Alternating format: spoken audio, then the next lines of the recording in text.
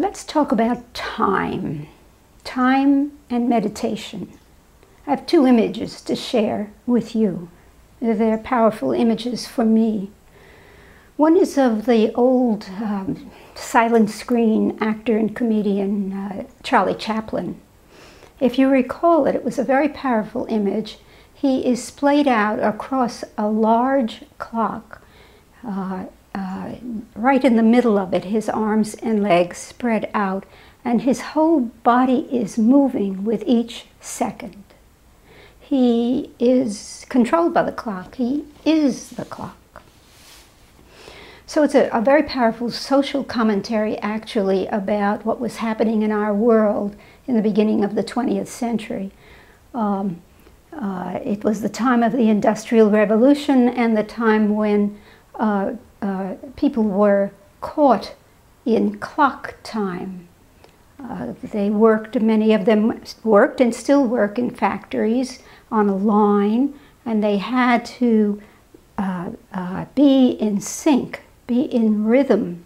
Their activities needed to be in rhythm with the movement of the line. And if not, of course, they could possibly be seriously hurt. So there was a ticking away of time for them. It was a controlling time. Now there's another image I think of, and that comes from Alice in Wonderland. It's about the rabbit, the white rabbit, who is on his way to see the Queen of Hearts. And he's late, and he's saying, "I'm late, I'm late, I'm late." And of course he's very worried because this Queen of Hearts is likely, if he is late, to say, "Off with his head." So again, time is about, in this case, power relationships. So we are living with the clock, and the clock does have a very powerful relationship to us. It controls us in many ways.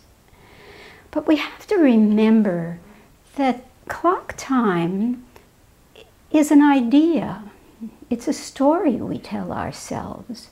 Of course, it's an idea that's wrapped around an object, the clock, but nevertheless, it's an idea. There was a time in our history when we had no clocks. It's an invention. And yet we treated it as though it's very real.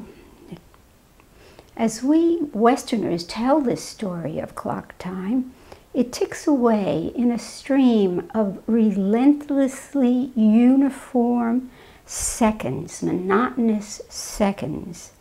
And this time has no beginning and no end. It's eternal, actually. It's a time that's filled with judgment, filled with decision-making. What shall I do next? Do I have the time to do it? And what will I do the moment afterward? Is it right or wrong? It's a time world that's filled with anxiety. To free ourselves from clock time, first of all, we need to really get it, that it is an idea, it is a story that the world, our Western world, tells itself. Now, that's not to say that clock time isn't important. We can't ignore it. In fact, if we did ignore it, we'd never get to work on time or never get to appointments on time. But we do need to change our relationship to it. And meditation is about that. First of all, it's about another kind of time. This time is built into us. Actually, this time is us. And it's also built into everything else. People, places, things. So how do we know this time? Well, we can't know it in the future. It's not the future. If you think about it, we talk about the future as if it's real, but the future doesn't exist. It's an idea. It hasn't happened yet. We can't live in the future. We can only think about it. nor can we live in the past. It's already over. It's ended. We can remember the past and how, for instance, good a chocolate cake was that I ate yesterday. But today, it's a memory. It's an idea. That's not the same as directly experiencing chocolate. And direct experience can only happen in the present moment. In that flicker of time, in that present moment, we know life as it is, in the immediate moment.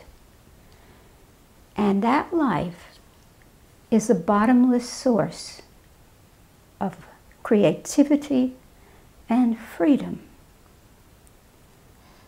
Knowing this present moment, being aware of it, learning through meditation to know it, loosens the power of clock time in our life. I'd like to end with a beautiful poem about time that Dogen, the founder of Soto Zen, wrote. I've had it on my wall in the kitchen forever, I believe. And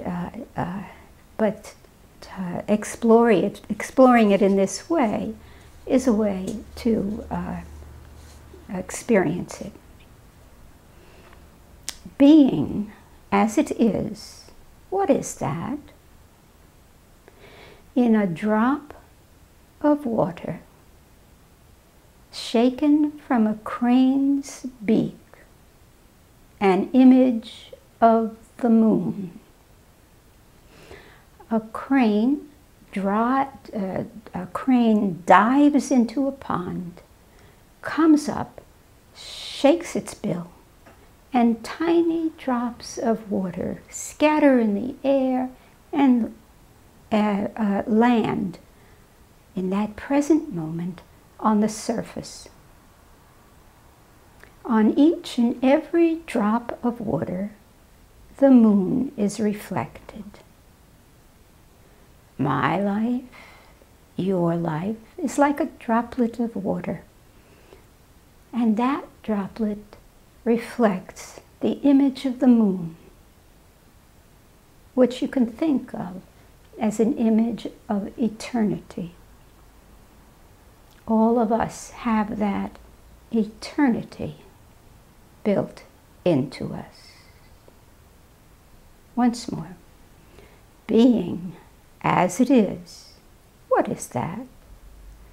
In a water drop, shaken from a crane's beak, an image of the moon.